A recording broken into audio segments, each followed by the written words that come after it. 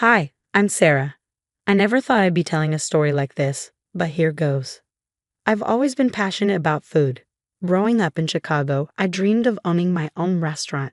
After years of hard work and saving every penny, I finally opened Flavor Haven downtown. It wasn't easy, especially at first. There were nights I doubted we'd make it, but I poured my heart and soul into every dish. Then one night, a food critic from the Chicago Tribune showed up unannounced. I was a nervous wreck. "These fusion tacos are interesting," he said, scribbling in his notebook. I held my breath, waiting for the review. When it finally came out, I couldn't believe it. 4 stars. That review put us on the map. As Flavor Haven took off, I met Jack. He walked in one evening, all charm and good looks. "Table for one," he said with a winning smile. We got to talking, and I found out he was a real estate agent. Our conversations grew longer, and soon we were dating. It felt like a whirlwind romance. On our third date, Jack surprised me with a picnic in Millennium Park. As we sat under the stars, he turned to me and said, "Sarah, I've never met anyone like you. You're amazing." My heart skipped a beat. Before I knew it, we were married in a small ceremony at the restaurant. With business booming, I needed to expand my team. That's when I met Emily, Carlos, and Diane. "Welcome aboard," I said, showing them around. "This place is like family to me." Emily, my new hostess, beamed. "I can already tell it's special here," she said. Carlos, my sous chef, nodded. "I'm excited to learn from you, Sarah." Diane, setting up behind the bar, added, "Let's make some magic happen." Life felt perfect until things started to change. Jack began spending more time at the restaurant watching me work. "You know, babe," he said one night, "I think we should change the menu. Make it more mainstream." I frowned. "But our fusion cuisine is what makes us unique." He shrugged it off, but I couldn't shake the uneasy feeling. A few weeks later, Jack dropped a bombshell. "My brother Mike's getting out of prison soon," he said casually over dinner. I nearly choked on my wine. "Prison? You never mentioned that." Jack waved his hand dismissively. "It was just a misunderstanding. Anyway, he needs a job, and I was thinking we could hire him at Flavor Haven I hesitated. "I don't know, Jack. We don't really have any openings right now." "Come on, Sarah," he pressed. "He's scamly. We have to help him out." Against my better judgment, I agreed. Little did I know, that decision would change everything. From the day Mike started, there was tension in the air. Emily pulled me aside. "Sarah, I don't mean to overstep, but something feels off about Mike." I brushed off her concerns, wanting to give him a chance. But as the weeks went by, I noticed things, small discrepancies in the cash register and inventory that didn't add up.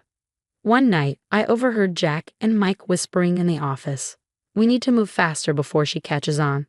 Mike hissed. My blood ran cold. What were they planning? And why did I feel like I was about to lose everything I'd worked so hard for?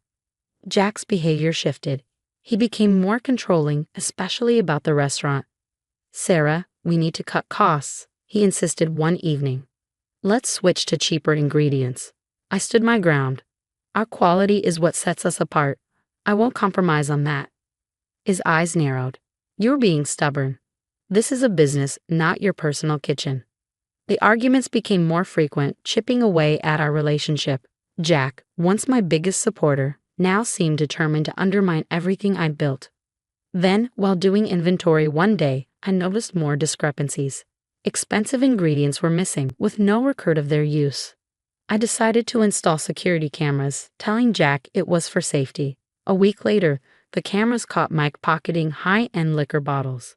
When I confronted Jack, his reaction floored me. "You're spying on family now," he snarled. "Mike's trying to get back on his feet. So what if he takes a bottle or two?" I couldn't believe my ears. "That's theft, Jack. We're running a business, not a charity." He dismissed my concerns, accusing me of being paranoid and untrusting. I felt like I was losing my grip on reality. The next day, I overheard Mike on the phone in the storage room. "Yeah, I can get you those truffles, half the usual price. Don't ask questions, just be there." My heart raced. They were selling off our inventory on the side, but I needed more proof. Confiding in Emily, my trusted hostess, I said, "Something's very wrong, Emily. I don't know who to trust anymore." She squeezed my hand. I've noticed things too. The way Mike leers at customers, how Jack brushes off complaints. This isn't the flavor haven we built. Her words gave me strength. Together, we devised a plan to gather evidence discreetly. Over the next few weeks, I meticulously documented everything: missing inventory, unexplained cash withdrawals, suspicious meetings. The picture it painted was grim. One night, while closing up, I overheard Jack and Mike in the office. "We need to move faster," Mike urged.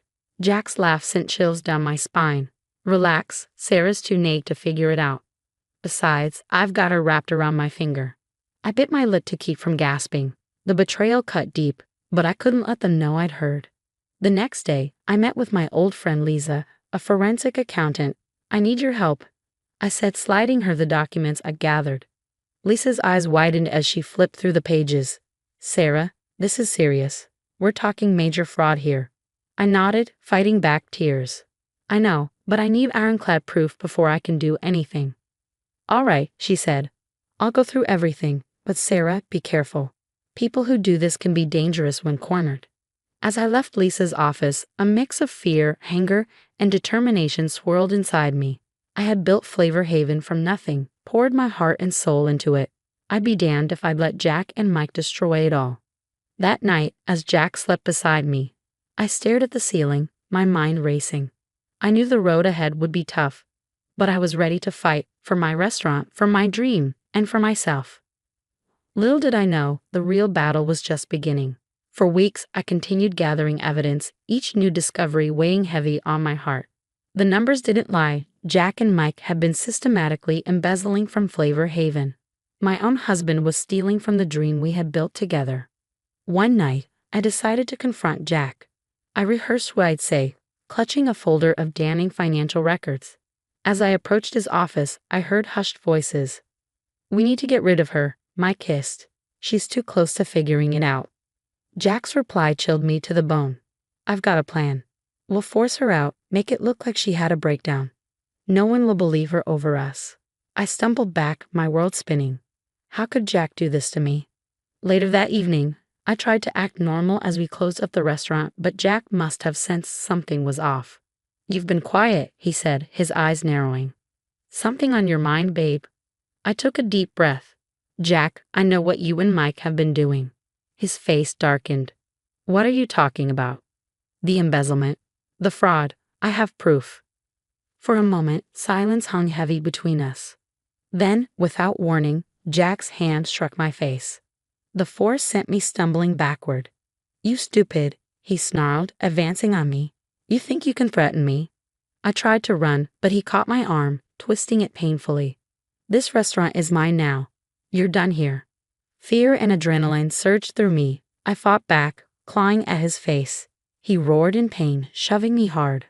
I crashed into a table, dishes shattering around me. "Get out," Jack bellowed, towering over me. "If you ever come back, I'll make you regret it." Terrified and in pain, I fled into the night. I drove aimlessly, tears blurring my vision, until I ended up at Emily's apartment. Emily gasped when she saw me. "Sarah, oh my God, what happened?" Through sobs, I told her everything: the embezzlement, Jack's betrayal, the assault. Emily listened, her face a mix of horror and anger. "You're staying here tonight," she said firmly. "We'll figure this out together." As Emily tended to my bruises, my shock gave way to determination. "I can't let them get away with this," I said. "They'll destroy everything I've worked for." Emily nodded.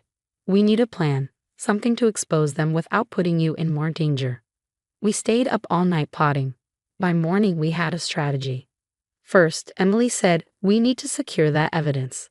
If Jack realizes what you know, he'll destroy everything." I nodded. "I have copies hidden, but the originals are still at home." "I'll go with you to get them," Emily insisted. "You shouldn't face him alone again." As dawn broke, we drove to my house. Jack's car was gone, probably at the restaurant already. We quickly gathered the documents and my essential belongings. Back at Emily's, we refined our plan. We knew we need help to pull this off. "I know a reporter who'd love this story," Emily said. I nodded, a flicker of hope igniting within me for the first time since the assault. "And Lisa," I added. "She's already digging into the finances." "Perfect," Emily replied with a determined smile. Let's take these bastards down. As we began making calls and putting our plan in motion, I felt a rush of both fear and resolve.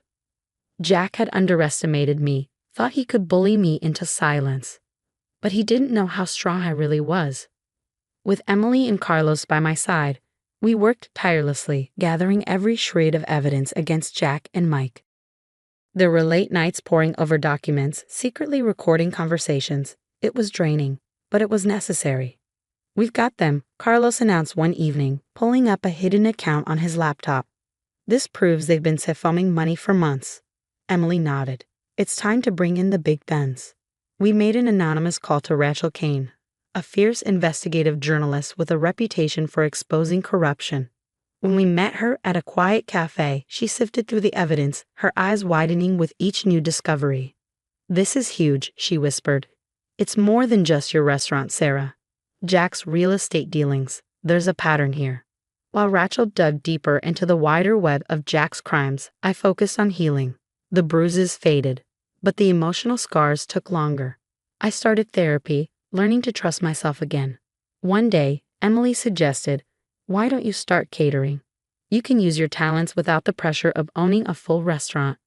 The idea took root. I called my new business Phoenix Flavors, a nod to rising from the ashes of my old life. My first event felt terrifying. What if I'd lost my touch? But Emily reassured me with a squeeze of her hand. Impossible. Cooking is in your soul, Sarah. And she was right. The event was a hit. Word spread, and soon Phoenix Flavors was booked solid. Months later, while prepping for a big corporate lunch, my phone buzzed with notifications.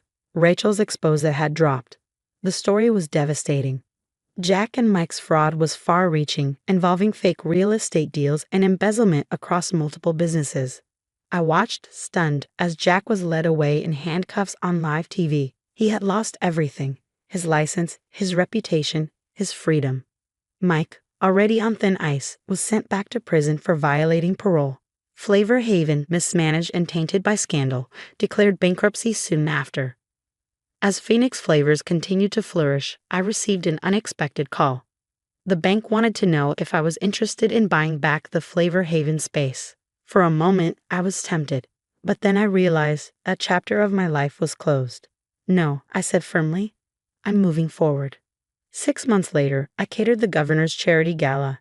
As I surveyed the bustling event, Emily sidled up to me, nodding toward a TV in the corner. The news showed Jack being led into court, looking haggard. The ticker at the bottom read, local businessman sentenced to 15 years for fraud. A wave of relief, vindication, and peace washed over me. You did it, Sarah, Emily said softly. You won.